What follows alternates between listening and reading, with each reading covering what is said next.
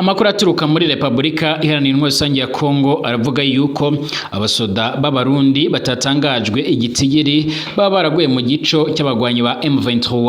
mu gihe Burundi buriko rero buriyegeranya ndetse buriko burakomeza mu position mu rwego rwo kugira ngo babashe kuba bokingira igisagara ca Uvira mu rwego rwo kugira ngo umuhari M23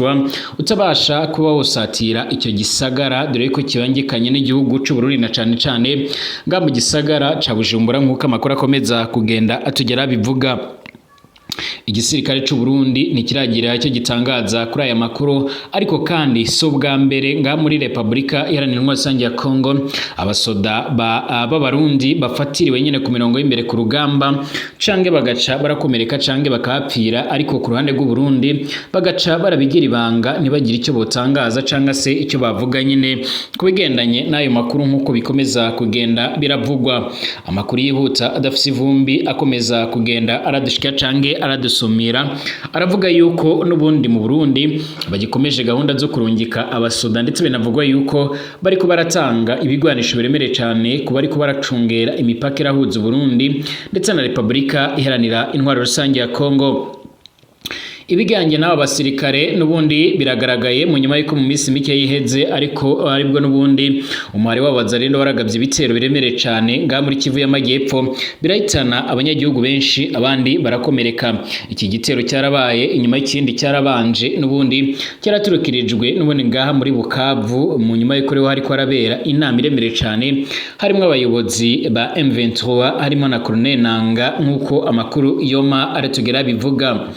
Leta y'u Burundi yarakomeje yarayisakana iby'icyo gitero dore ko cyarashizwe ku ruhande rw'abarundi, bivuga yuko rero bimwe mu bikoresho nk'amagrenade yarifashishijwe byarabonetse yuko nyene arayaturutse nga muri kino gihugu c'u Burundi. Icyakora umuvugizi w'ubushikiranganje bwo kwivuna abanzi mu Burundi Brigadier General Gaspard Baratuza yari yamirije iby'icyo gitero, maze avuga yuko nyene ataho bihuriye koko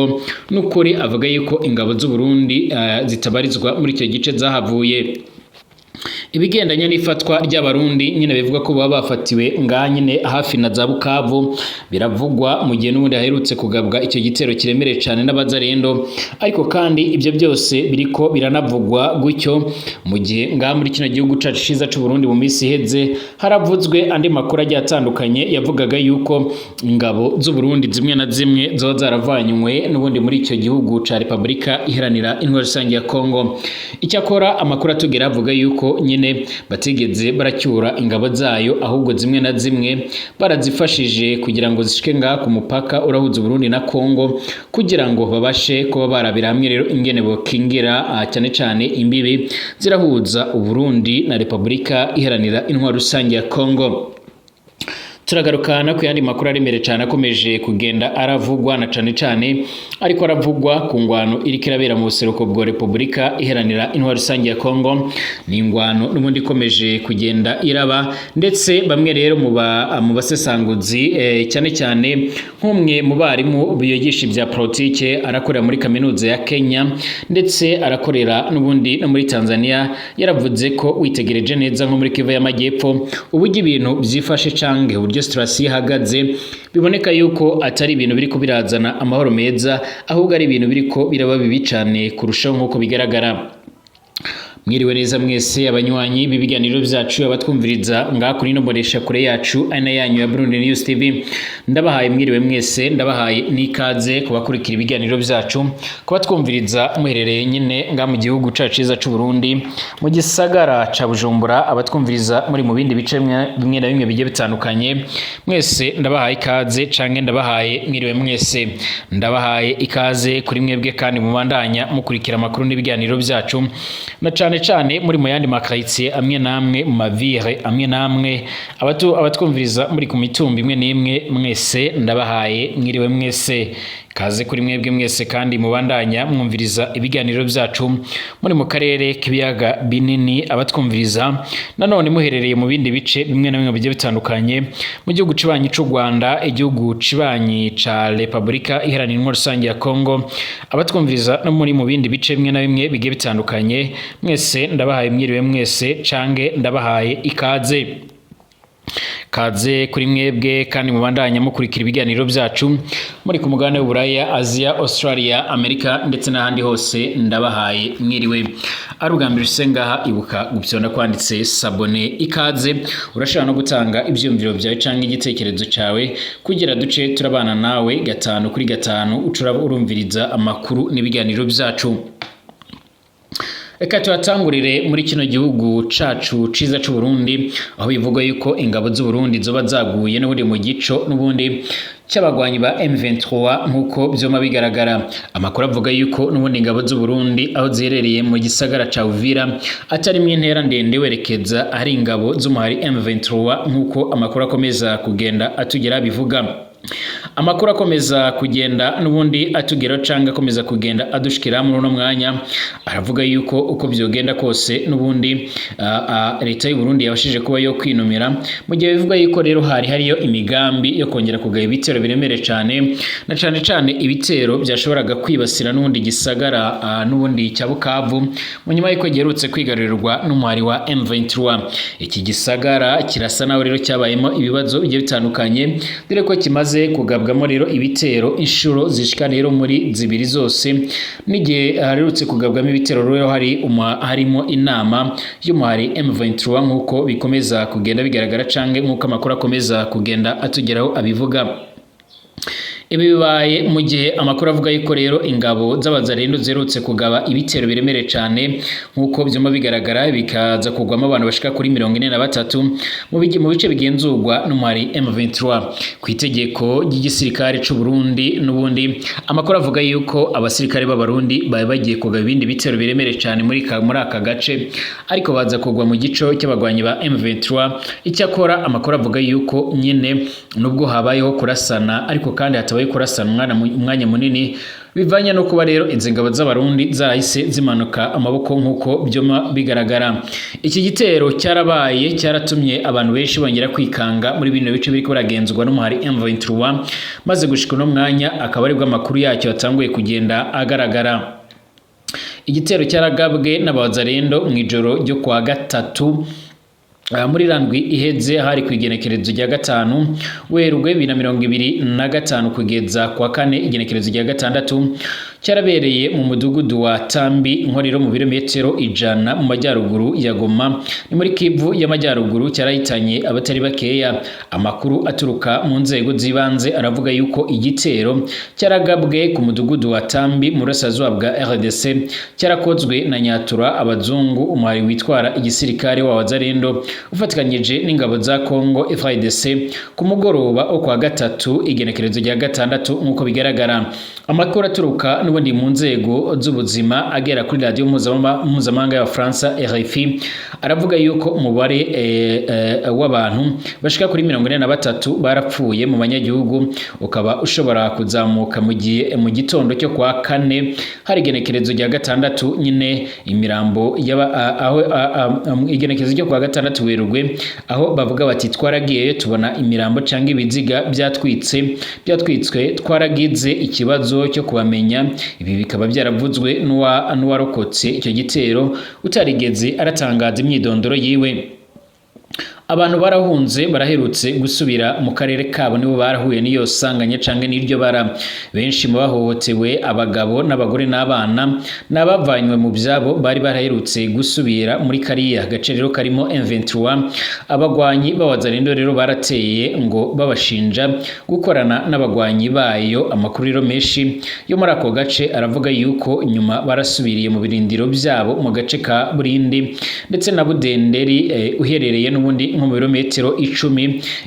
Iki gitero kije mu gihe rero SADC ndetse na East African Community barasabye yuko ingwano zigomba kuba zohagarara. Igisirikare c'u Burundi cyarakomeje kugenda gishimangira ubufatanye n'ingabo za Republika Iharanira Rusange ya Kongo. Nubwo rero leta y'u Burundi ivuga yuko yoba yaragiye kwifatikanya na leta ya Kongo mu bigendanye no kugarukana amahoro n'umutekano, hari bamwe bavuga yuko nyine ibigendanye n'ibi bitero uko byogenda kose cyangwa se ibikorwa by'ingabo z'u Burundi ari ibikorwa bigendanye nyine no kuba n'ubundi bafise izindi nyungu bariko barashaka bigendanye no kuba n'ubundi umuntu yagiye kugarukana amahoro atabasha kujya ku ruhande rumwe ngo bagwanye urundi.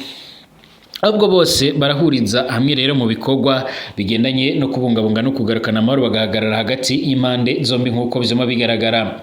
Nubwo bihagaze gutya kandi n'ubundi ingabo z'u Burundi zimwe na zimwe bivugwa ko zoba zaramaze kugenda zirasubizwa inyuma ku rugero rudasanzwe mu rwego rwo kugira ngo zibashe kuba zojya gucungera imipaka na cane imipaka yegereye canga se imipaka iriko irahurirana n'ubundi n'u Burundi ndetse na Kongo mu rwego rwo kwirinda yuko umuhari M23 n'ubundi wama urashaka n'ubundi kwinjira mu gisagara ca Uvira nk'uko bizoma bigaragara.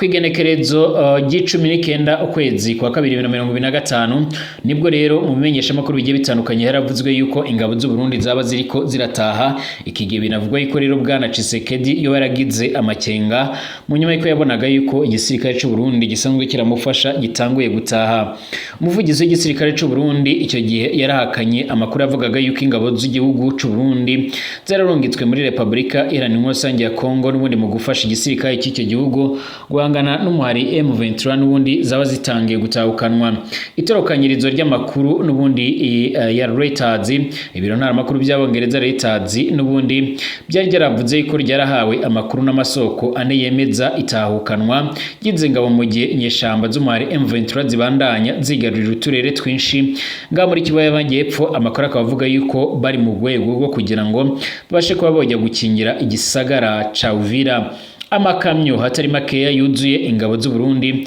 yarashitse mu gihugu kuva nyine muri uko kwezi, no kuvuga n'ubundi ko zinjiriye mu karere kari ku mupaka. Niko rero Reuters yaranditse isubiramo intwaza ngabo y'u Burundi hamwe rero n'amasoko abiri yishiramwe ONU be no mu diplomate wa Afrika nk'uko byoma bigaragara. Abajijwe na BBC Gahuza ku bivugwa na General de Brigade Gaspard Baratuza avugira igisirikare cy'u Burundi nyuma yarishuye mu butumwa bugufi ati fake news. Mu bundi butumwa rero yacishije ku rubuga rwe rwa X, General Gaspard Baratuza mu byajejwe nyine harimo kuvugira ushikiranganje bwo kwivuna abanze yaragize ati mu kubeshuza amajambo arakwirakwizwa na Reuters agasubiramwo rero n'izindi mbuga ntwaniro. Abasirikare b'u Burundi bararungitswe muri Kongo n'ubundi barabandanya ibikorwa byabo mu turere bajejwe, ntihagire uhagarira agaciro ibinyoma bikwirakwizwa irya nino. Haraciye imyaka Uburundi burungitse ingabo mu buseruko bwa Republika Iharanira Rusange ya Kongo, mu ntango zikaba rero zari zifise intego yo kurwanya inyeshamba zirwanya leta y'u Burundi harimo n'umuhari Reditabara. Harungikwa kandi n'izindi ngabo mu rwego rw'ingabo z'umuryango wa Afrika y'ubuseruko zari zarungitsweho nyene kugira zije rero hagati y'impande zishamiranye, ariko n'ubundi mu nyuma zikaba zarahavuye zishaka zikaba zaravuye nyine zifatikanye n'igisirikare cya Kongo mu kurwanya umuhari M23. Ibi kandi biriko biraba mu gihe mu Burundi n'ubundi nubwo bariko barikanga intambara barakomeza kugenda barakoresha amajambo aremere cyane.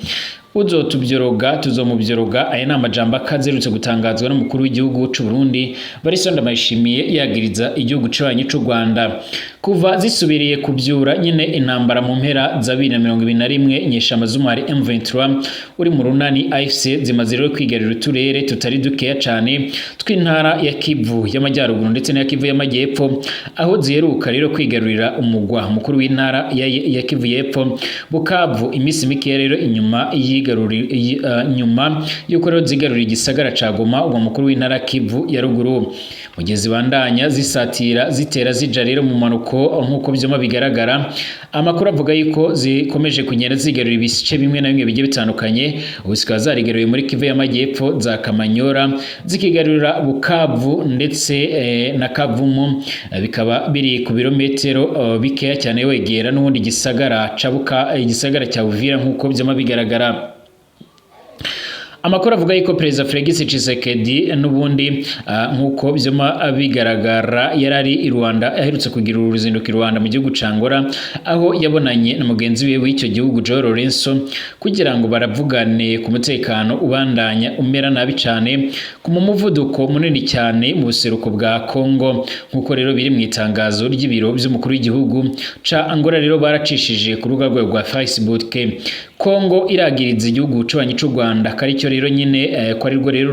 rwayiteye rwihetse inyuma y'umuhari M23 mu gishiramye mpuzamakungu ONU n'ibihugu rutura by'uburengero byagiriza leta y'u Rwanda kwifatikanya mu mugongo na M23 mu kwibikoresho n'abagwanyi. Leta ya Kigali ibandanya yakana ibi birego byose ikavuga yuko ahubwo ko yivuna inyeshamba z'umuhari FDLR zigizwe n'abamwe rero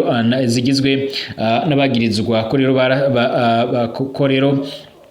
bakozeho nyabwoko ryarakozwe mu Rwanda rirakorerwa abo mu bwoko bw'abatutsi mu mwaka wa 1994 ikavuga ko rero zifasha zikongera nyine zigafashwa n'igisirikare ca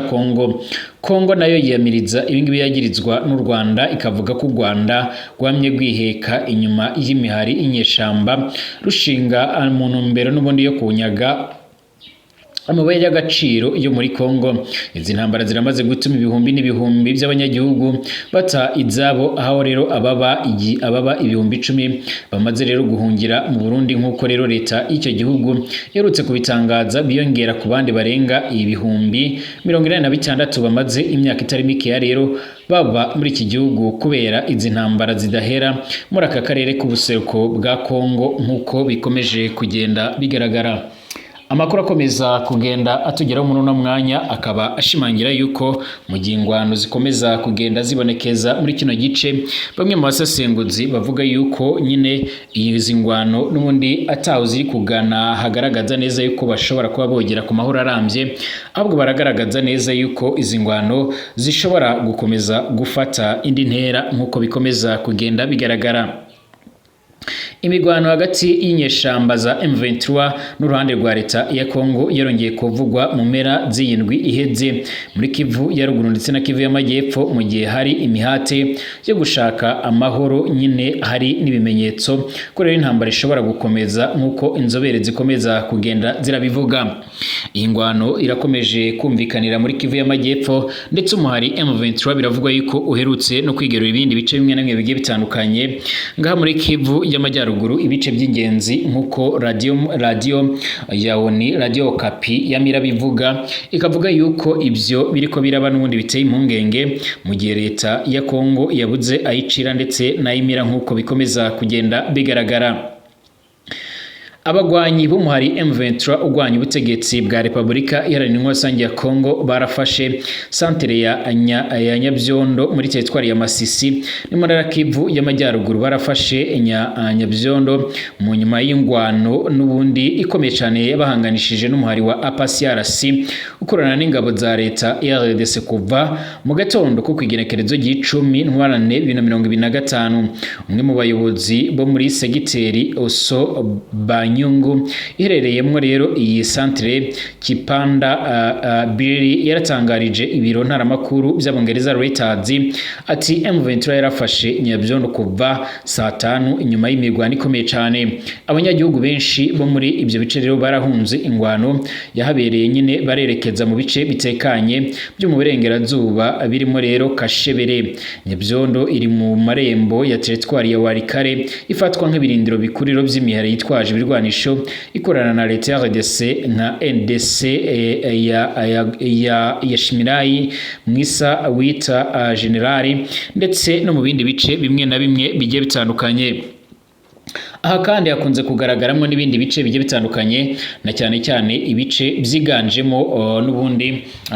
byiganjemo yuko n'ubundi habarizwa imihari igiye itandukanye ikomeje gukorana na leta ya Kongo. Amakuru avuga yuko kandi ari insinzi ikomeye ndetse ari no gufungura amarembo kwa M23 mu kwinjira muri teritwari ya Waikare, imwe muri nkeya zigize Kivu y'amajyaruguru nk'uko bigaragara.